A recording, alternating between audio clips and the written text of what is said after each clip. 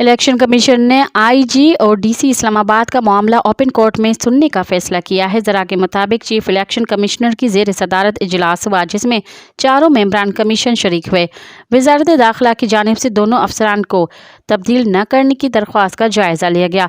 वज़ारत दाखिला ने अमन अमान से मुतल्लिक इंटेलिजेंस ब्यूरो की रिपोर्ट की रोशनी में दरख्वास्त की इलेक्शन कमीशन के इजलास में आईबी रिपोर्ट का भी जायज़ा लिया गया। इलेक्शन कमीशन ने आईजी पुलिस और डीसी इस्लामाबाद का केस जल्द मुकर्रर करने का फैसला किया है।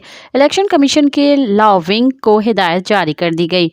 इलेक्शन कमीशन ने बारहा दोनों आला अफसरान की तब्दीली के अहकामात जारी किए। मज़ीद ख़बरन ऐं तफ़सीलात लाइ विज़िट कयो असांजी वेबसाइट www.awamiNewsHD.com ऐं ॾिसंदा रहो अवामी न्यूज़ HD।